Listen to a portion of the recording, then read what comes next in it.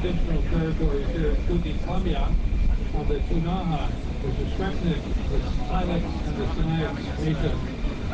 It is so great to have Mr. Singh, my friend, my leader, and Canada's next Prime Minister. I just want to do a quick shout out to the amazing volunteers that help make this kind of thing happen. All of you and all of you, you've been absolutely amazing. Thank you so much. So I'm going to turn you over to the man of the hour, the day, the week, the month, and the year, Jagmeet Singh. Thank you so much. How are you feeling, Cranbrook? Yes. And give a big round of applause for our incredible candidate, Wayne Stetsky. Yes. I just want to say that the campaign has been exciting. It's been amazing. We've been showing people that better is possible. Yes, it is. We don't have to be stuck with another 4 years of Mr. Trudeau, who promised so much and said a lot of the right things, but didn't follow up on them. And when he breaks those promises, people end up paying the price.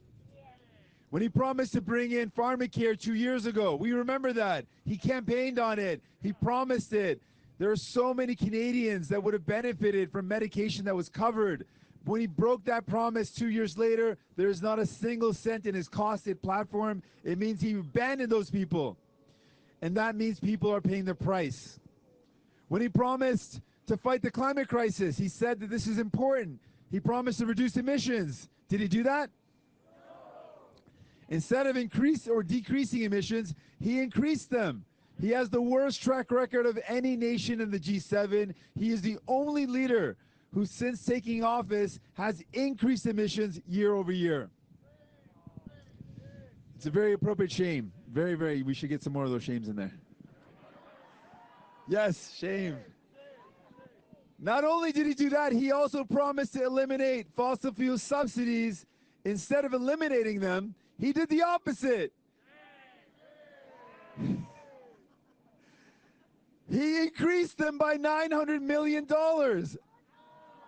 It's the highest fossil fuel subsidies. It's more than even the Harper Conservatives. So what we're saying to people is you don't have to put up with that. You don't have to choose for another 4 years of Mr. Trudeau, and you certainly shouldn't have to choose Mr. O'Toole, who is no friend to workers like he claims to be. His government was a part of a government that cut help to workers, cut healthcare funding that Mr. Trudeau continued. So we have a message to Canadians. If you want to see investments in healthcare to cover people from head to toe, you have to vote New Democrat to see it happen. If you want to make sure dental care and pharmacare and mental health are a part of our healthcare system, it's New Democrats that will deliver it.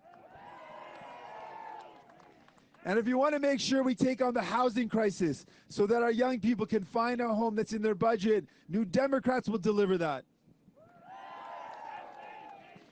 And if you want to see leaders that will fight the climate crisis like we really want to win it, so we can look young people in the eyes and say, we did everything possible to fight this climate crisis and we will win it. We will end the fossil fuel subsidies. We will invest in renewable energy, electrify transportation, retrofit homes and buildings, reduce our emissions, create great jobs, and fight and win the climate crisis. Yes. You know, we're going to hear a lot of people say, well, how are you going to pay for it all? How are you going to pay for these things? Fair question, because people have seen in the past that Liberals and Conservatives have done one of two things. Either they have increased taxes on workers, or they've started to cut the help that people need. And Mr. Trudeau has already started. He's cut the CRB that people need who can't go back to work by $800 a month.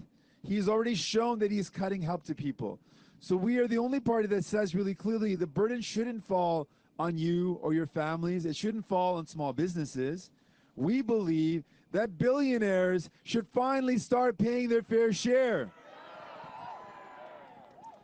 You know, just maybe a couple days ago now, 4 or 5 days ago, Mr. Trudeau was asked about this. He said, you can't go after the super wealthy with unlimited zeal. He said, you can't do that. Well, we have a message to send to Mr. Trudeau. We believe that the super wealthy, that the Amazons, that the billionaires must pay their fair share, and we will go after them with unlimited zeal. Friends, do you believe in this better future? Do you believe that we can make it happen? And how will we make it happen? By voting, yes. We're going to get out and vote on Monday. And if you've already voted, you're going to text and message and call your friends to get out and vote. We are going to elect Wayne Stetsky. We are going to elect new Democrats across this country. And we are going to lift people up. And I got one final thing I want to do with y'all. Thank you very much. Quick with my hands.